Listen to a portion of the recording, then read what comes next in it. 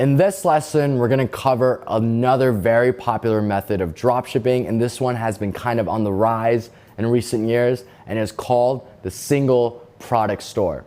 So after many dropshippers started realizing that the general store business model was no longer viable, they created a new method called the single product store. And you'll see a lot of people teaching this method as well. The theory behind this business model is simple. You build a website or landing page centered around one product. If you guys know what Kickstarter is, each Kickstarter campaign is basically a single product store in a way. All of the content on the website is all aimed at selling one particular product. There's a large emphasis on this product's features, its quality, its uses, etc. Essentially, it's taking a general store's product page. Remember, general stores are driving traffic to the product page level, and then turning that product page into a website on its own. This became a smooth transition for most dropshippers that were using the general store business model because the marketing is the exact same thing. You're still focusing on pushing individual products.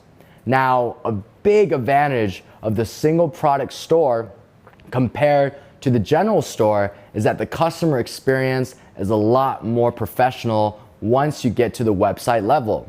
Things are organized, everything is focused on one product, and it's logical from a consumer perspective to see a single product store, as there are legitimate brands that adopt a single product model as well. So you go onto this site and it's not as scammy, right? And consumers haven't seen this as much as they've seen general stores in the past. I can honestly say that the single product store is a lot more effective and sustainable than the general store business model we talked about in the previous lesson.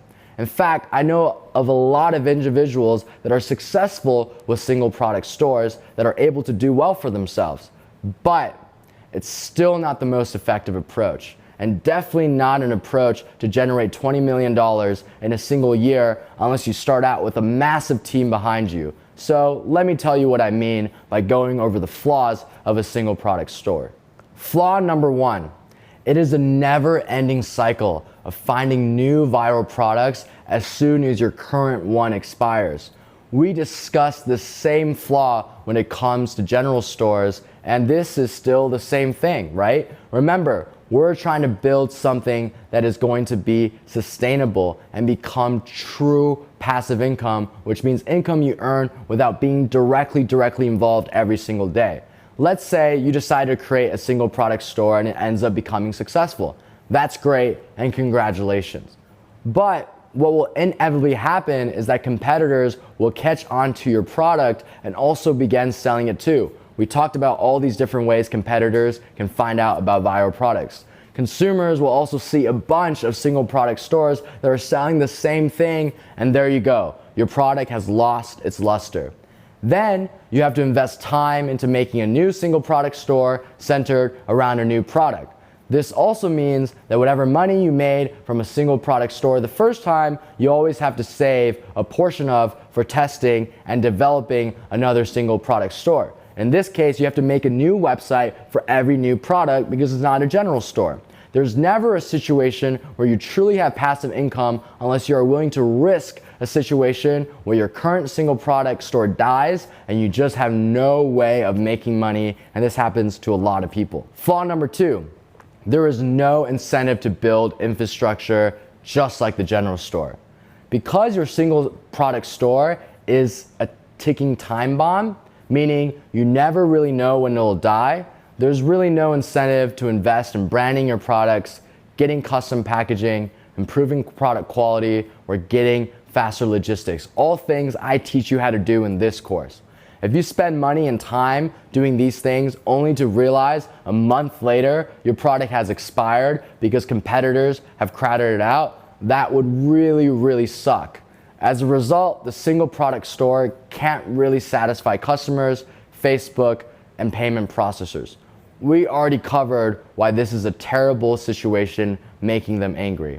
And flaw number three, this is a very unique one to single products. There's a very high chance of IP infringement. The easiest way to permanently end your e-commerce career and also embarrass yourself in front of family and friends is to infringe on the IP protections of celebrities or other businesses. You'll get your personal Facebook shut down, and that is not a very good situation. So why is this really relevant to single product stores? 2 reasons. 1, the type of products that generally thrive in a single product store model is some sort of gimmick that's unique. For example, a moon lamp or an automatic mosquito repellent sprayer, a device that supposedly reduces wrinkles. You get the point. These sort of gimmicky, feature-heavy gadgets. It's hard to center an entire website around one t-shirt or one jacket. So a lot of practical products are just not viable with this business model. Unfortunately, AliExpress is notorious for sourcing these gimmicky products by actually ripping them off of legitimate sources, most popularly Kickstarter. We all know that copyright laws in China aren't exactly ironclad. So you could source one of these products without knowing that it's stolen from someone else.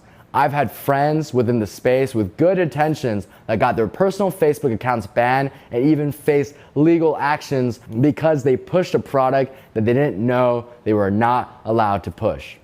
Second, a popular reason why beginners like pursuing single product sites is because the creatives and the content of these gimmicky products can be found easily on AliExpress or YouTube.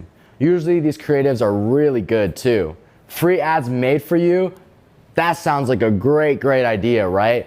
Wrong, because these ads that are posted on YouTube or AliExpress are usually stolen from other dropshippers that have actually invested the time and money into creating them. The moment the original producer of content catches wind that this is going on, you've just lost your personal Facebook. It's that easy. Flaw number 4.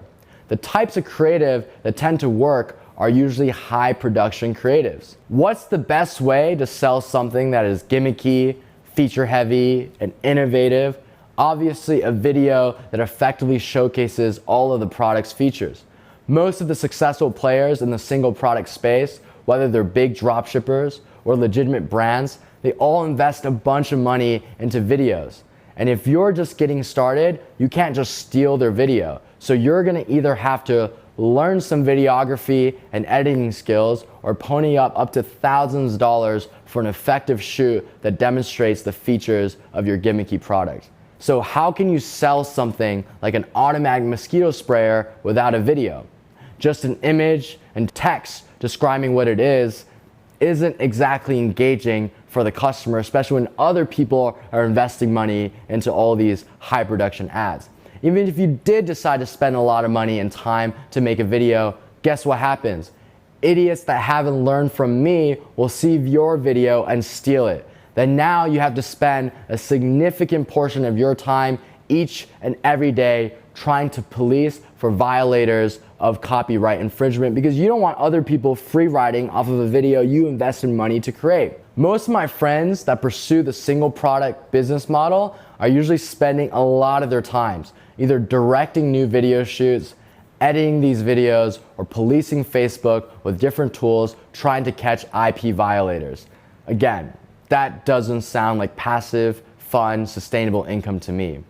Now that we've broken down the 2 most popular approaches to dropshipping and why they're no longer effective in 2020 and beyond, it's time we discuss how I differentiate myself and the approach that I want you to take.